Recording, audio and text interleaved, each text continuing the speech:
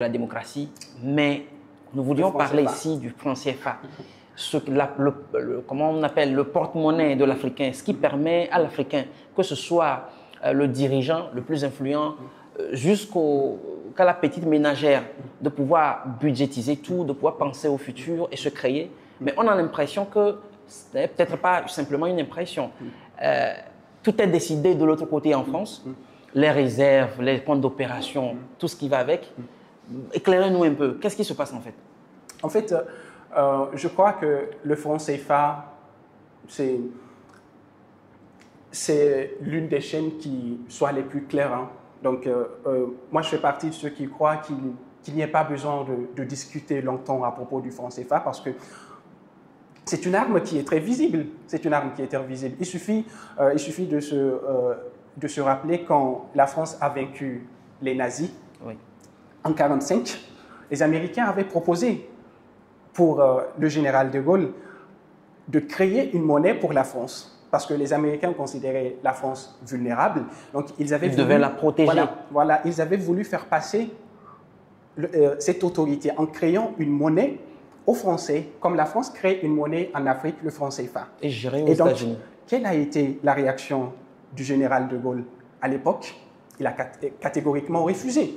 Donc, ce que je voudrais dire, c'est que pourquoi ce qui est mauvais pour la France serait un bien pour l'Afrique? Alors, je ne crois pas.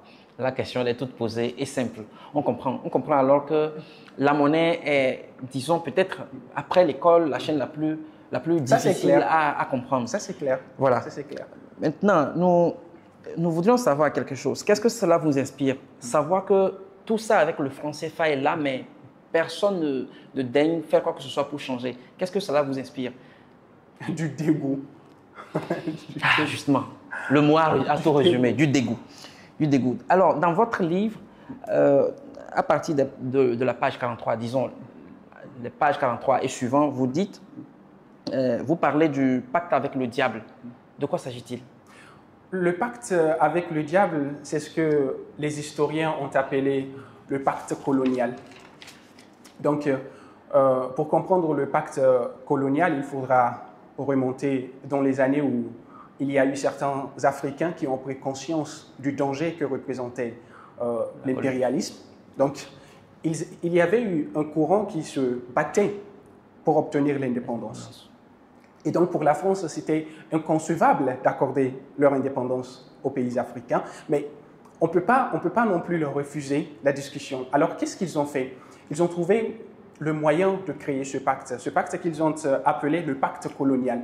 Et donc, le général de Gaulle, il avait rédigé un pacte qu'il a envoyé au président africain. Il dit, donc, vous voulez l'indépendance? Vous n'avez qu'à signer ce document et voilà, vous obtiendrez l'indépendance. Sauf que le pacte a été caché au grand public africain et c'est bien pour une raison. Il suffit juste de lire le pacte colonial pour comprendre que même un fou ne signerait pas ça. Parce que ça donne l'indépendance en image, en pseudo, mais il n'y a pas vraiment d'indépendance. Vraiment d'indépendance quand on signe ce pacte. Et c'est d'ailleurs pourquoi, à l'époque, des dirigeants comme Sékou Touré, ils ont refusé de signer le pacte. Nous avons gardé cette affirmation célèbre de Sékou Touré qui restera même après des millénaires. Donc, sa réponse au général de Gaulle était « Nous préférons la liberté dans la pauvreté plutôt que l'esclavage dans l'opulence. » Donc, la réponse était claire. Mais toutefois, il y avait eu des dirigeants, des petits messieurs africains qui voulaient jouer au grand. Donc, ils n'hésitaient pas, ils avaient signé. Mais le truc le plus aberrant, c'est qu'encore de nos jours, ce pacte est d'actualité dans la plupart des pays d'Afrique. Dans la plupart, le pacte est encore d'actualité. Et pour vous donner une impression de ce qu'est le pacte colonial, nous allons citer quelques articles. Par exemple, l'article qui dit « Quand vous découvrez des richesses, des ressources minières dans le sol africain, ça appartient à la France. Les ressources minières sont à la France. » Et un autre article dit C'est une colonisation déguisée. Effectivement, un autre article dit vous ne pouvez traiter avec une autre puissance. Vous ne pouvez traiter qu'avec nous. Et donc, à chaque fois qu'un président africain décide de traiter avec une autre puissance, la France, le prenait comme un affront personnel. Justement, on a eu les exemples dernièrement avec les pays de l'AES qui ont voulu signer des pactes avec d'autres pays. Effectivement. Donc, tout le problème, c'est que les dirigeants de l'AES ont violé le pacte colonial. Donc, c'est ça qui a eu qui a fait ce remue-ménage tout ce problème, tout cela. Parce que le pacte a été violé. Mais le pacte, personne n'en parle, ni les journalistes, ni les chefs d'État. Parce que c'est secret, justement. Effectivement. Parce que c'est secret. Alors, vu tout ceci, qu'est-ce que vous pensez qu'un bon président africain, qu'est-ce que vous pensez qu'il devrait faire? Que pensez-vous qu'un bon président africain, sachant que le pacte colonial est toujours en vigueur dans son pays, qu'est-ce que vous pensez qu'il devrait faire? Eh bien, là, je vais être un peu pas civilisé. Oui. Si j'étais en tout cas à leur place, je leur dirais d'aller se faire foutre avec leur pacte. C'est aussi simple que ça. Simplement. Allez vous faire foutre avec votre pacte colonial. On espère que le message est tombé pas dans les oreilles dessous et qu'on verra si quelque chose de bon en sort après. Vous dites dans votre livre que le monde a fait la caricature d'Adolf Hitler comme l'un des plus grands monstres de notre siècle, ou si pas le plus grand monstre. Mais apparemment, dans votre livre, vous n'êtes pas du même avis. Mais attendez, on parle quand même là de celui qui a déclenché la Deuxième Guerre mondiale, avec toutes les atrocités qu'on a vues, avec les morts, des millions de morts et tout ça. Alors, donc, pour vous, il ne devait même pas être dans le top 10 de ceux qu'on devait appeler monstres. Vous caricaturez plutôt, apparemment, les Américains d'être les plus grands monstres. Effectivement. Soyez plus clair. En fait, je crois que ce passage de mon livre a été soit mal compris, soit mal interprété pour des besoins polémiques. Expliquez-nous. Alors, je ne dis pas qu'Adolf Hitler était un ange. Adolf Hitler était un monstre. Ça, tout le monde est d'accord. Mais était-il le plus grand monstre du siècle? Était-il l'incarnation du mal? Ça, j'en doute. Et je n'essaie pas de minimiser la souffrance du peuple juif. Croyez-moi, je compatis. Et je crois qu'aucun être humain ne devrait subir ce que les Juifs ont subi dans les camps de concentration nazis. Mais ce que j'essaie de mettre en valeur dans cet extrait de mon livre que vous avez évoqué, c'est ce qui gêne les Américains et les Européens dans la personne d'Adolf Hitler. Ce n'est pas tant ce qu'il a fait, mais plutôt contre qui ces actes étaient dirigés. Je m'explique.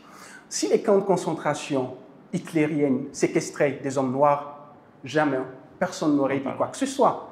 Et à la place, on aurait même construit des monuments en l'honneur d'Adolf Hitler. Parce que, justement... Ils en ont fait. Justement, entre 1905 et 1907, il y a eu des camps de concentration. Mais cette fois en Afrique, en Namibie. On parle du génocide des Herero, où tout un peuple a été massacré et exterminé. Mais ça, ils n'en parlent pas. Pourquoi? Parce que la violence a été faite à l'endroit de l'homme noir. Donc ça, ils n'en parlent pas. Un autre exemple, c'est celui qui est survenu en Afrique du Sud dans les années 80, avec la complicité du gouvernement de l'apartheid. Un certain docteur Wouter Basson, qui, il faut le rappeler, était aussi le médecin personnel du président de l'époque. Donc, Wouter Basson a créé une arme biologique qui était destinée à réduire le taux de natalité de toute la race noire. Mais attention, personne n'a jamais traité le docteur Basson de monstre. Jamais ils ne l'ont traité de monstre. Au contraire, on dit de lui que ce fut un héros national qui a lutté pour sauver l'Afrique du Sud de la menace de l'homme noir. Donc, vous voyez l'hypocrisie. Donc, l'homme noir est en train de menacer l'homme blanc sur les terres africaines. C'est ça l'hypocrisie. Et je terminerai par cet exemple. C'est celui de l'homme qui a créé la bombe atomique, le scientifique américain Robert Oppenheimer.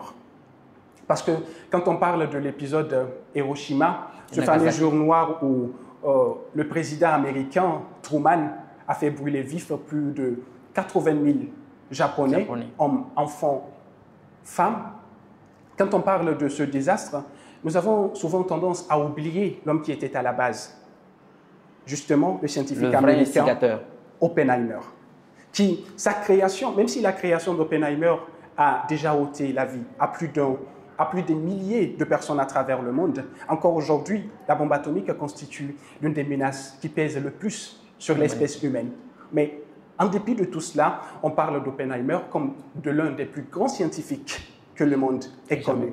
Donc, au regard de tout cela, pardonnez-moi, mais quand on parle de monstres, moi, le premier nom qui me vient à l'esprit, ce n'est pas celui d'Adolf Hitler. Quand on parle de monstres, moi, je pense à Jacques Foccart, je pense au général de Gaulle, je pense à toutes les atrocités, à tous les crimes ignobles qu'ils ont commis sur le sol africain. Quand on parle de monstres, je pense tout de suite au gouvernement américain qui, depuis la chute de l'URSS, n'a cessé d'apporter le chaos et la destruction dans le monde entier pour des besoins géopolitiques. En Irak, Corée, Vietnam, Afghanistan. Et aujourd'hui, l'Ukraine est devenue leur laboratoire. Oui. Et l'Afrique aussi. L'Afrique a toujours été le laboratoire. Toujours, éternellement. Mais nous espérons que tout ça va finir bientôt. Ça va changer. Avec beaucoup d'Africains qui vont vraiment s'engager dans la lutte panafricaine, mais aussi dans la volonté de faire de l'Afrique une grande puissance, celle qu'elle a été dans le temps, autrefois. Voilà. Dernièrement, on voit un mouvement. C'est que les présidents européens, Emmanuel Macron et d'autres, semblent reconnaître le mal ou les atrocités commises en Afrique lors de l'esclavage, pendant l'esclavage, la colonisation et consorts, et même jusqu'au néocolonialisme. Ils semblent vouloir demander pardon, mais apparemment on a l'impression que c'est factice. Parce qu'à les écouter, à les voir discourir, on a l'impression que ce n'est pas vrai. L'autre chose, c'est que vous êtes